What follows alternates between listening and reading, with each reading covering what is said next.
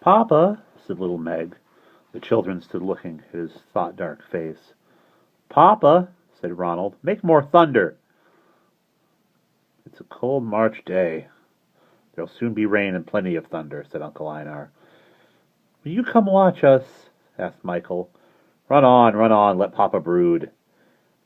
He was shut of love, the children of love, and the love of children.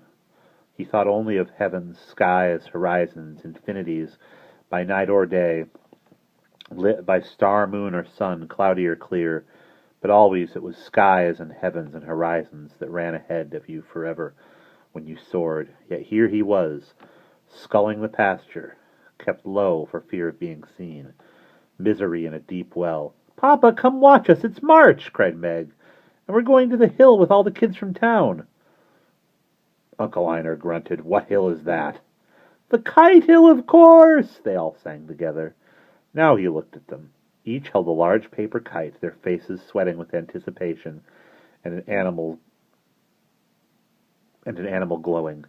In their small fingers were balls of white twine, from kites colored red and blue and yellow and green, hung caudal appendages of cotton and silk stripes. We'll fly our kites, said Ronald. Won't you come? No, he said sadly. I mustn't be seen by anyone or there'll be trouble. You could hide and watch from the woods, said Meg. We made the kites ourselves just because we know how.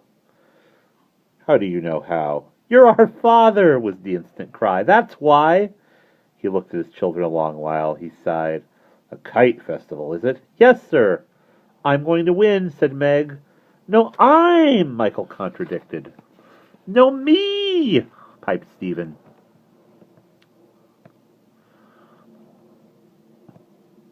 God up the chimney, roared Uncle Einar, leaping high with a deafening kettledrum of wings.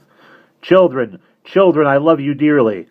Father, what's wrong? Said Michael, backing off. Nothing, chanted Einar.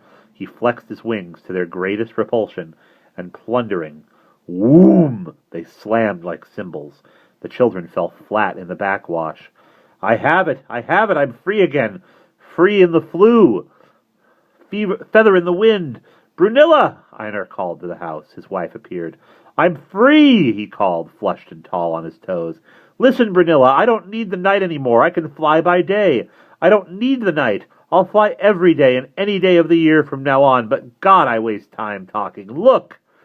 And as the worried members of his family watched, he seized the cottontail from one of the little kites, tied it to his belt behind, grabbed the twine ball, held one end in his teeth, gave the other end to his children, and up into the air he flew, away into the March wind. And across the meadows and over the farms his children ran, letting out string to the daylit sky, bubbling and stumbling, and Brunella stood back in the farmyard and waved and laughed to see what was happening, and her children marched to the far kite hill and stood, the four of them holding the ball of twine in their eager, proud fingers, each tugging and directing and pulling, and the children from Melontown came running with their small kites to let up in the wind, and they saw the great green kite leap and hover in the sky and exclaimed, Oh, what a kite, what a kite! Oh, I wish I'd a kite like that. Where did you get it? Our father made it, cried Meg and Michael and Stephen and Ronald, and gave an exultant pull on the twine. Then the humming, thundering kite in the sky dipped and soared and made a great and magical exclamation mark across a cloud. And that's the end.